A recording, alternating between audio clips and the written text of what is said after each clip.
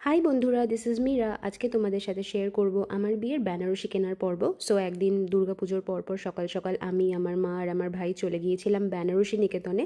কেননা আগেন এটাও আমার ভাইয়েরই চয়েস ছিল। ও বলেছিল যে চল একবার বেনারসি নিকেতনে গিয়ে ওদের কালেকশনটা দেখে আসি, বিকজ ও ওদের পেজ খুব ফলো করে।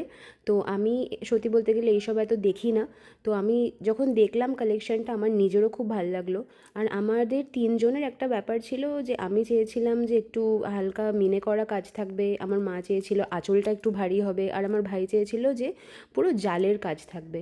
তো এই যে শাড়িটা দেখছো এটার মধ্যে আমি তিনটে জিনিসই পেয়ে গিয়েছি এই একটা শাড়িতে। সো এই শাড়িটা গায়ে দিয়ে আমার এত ভালো লাগলো, আমার মনে হলো this is just perfect for me. তো আর কোনো দিকে না তাকিয়ে সেই জন্য আমি এই শাড়িটাই লাস্ট অব্দি ফাইনাল করলাম। আর এই ভেলটা তো আমার এক দেখায় পছন্দ হয়ে গেল, কারণ সবাই জানে এই ভেলটা ভাইরাল হয়েছিল পত্রলেখার থেকে। আর ওর ভেলে যেটা লেখা ছিল, আমার পরাণ ভরা ভালোবাসা আমি তোমায় সমর্পণ করিলাম, এক্স্যাক্টলি সেটাই এই ভেলটায় লেখা। সেই কারণেই আমি এই ভেলটা নিয়েছি। আর ওভারঅল বিয়েতে সব মিলিয়ে লুকটা খুব সুন্দর এসছে। সো দেখা হবে নেক্সট পার্টে।